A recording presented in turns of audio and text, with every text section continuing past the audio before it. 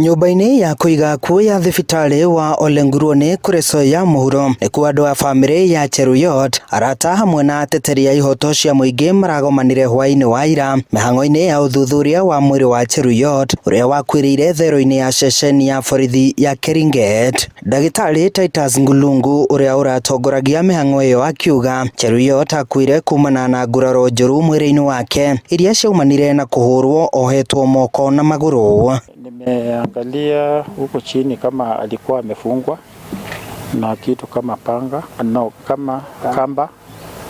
Alafu wakati nimefungua kichwa nimekuta brain imeumia vibaya ambaye tunaitanga contusion. Alikuwa na subdural hematoma ama damu ilikuwa imenganda huko ndani ya ubongo. So that was the cause of death.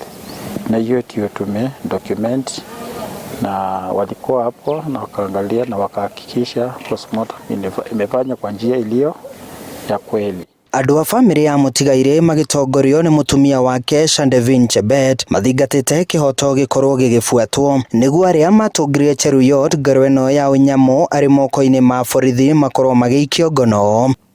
Nataka uchunguzi ifanywe haraka haraka nijue nini iliua bwana yangu huko Keringet police station. Sasa ile tulifika huko Keringet walituambia bwana yako ako huko hospitali. Tulifika huko hospitali bwana yangu alikuwa amekufa. Uge ta ũyũ ũrĩ na ahũranĩri a ihoto cia ũmũndũ kaunti-inĩ ya Naikuru arĩa marenda maabitha a borithi ceceni-inĩ ya Keringet mathuthurio o rĩo. Tulikuwa last year na mambo ya Ojwang ambaye pia alikufia katika cell na tukaambiwa ya kwamba aliweza kujipigisha kichwa. Nimeuliza na nimeambiwa ya kwamba iko watu ambao wameshikwa, watu 3 ambao walikuwa kwa cell. 3 nasikia ni witness na 3 ni kama walipotea lakini walikuwa kwa cell. Na nimeuliza hawa 3 walipotea namna gani, nikaambiwa wakati huyu alipelekwa hospitali hawakuwa wamehusisha, wameona kama walihusika. Kwa hivyo investigation, baada ya kufanya investigation ndio imepatikana iko watu walimpiga ndani.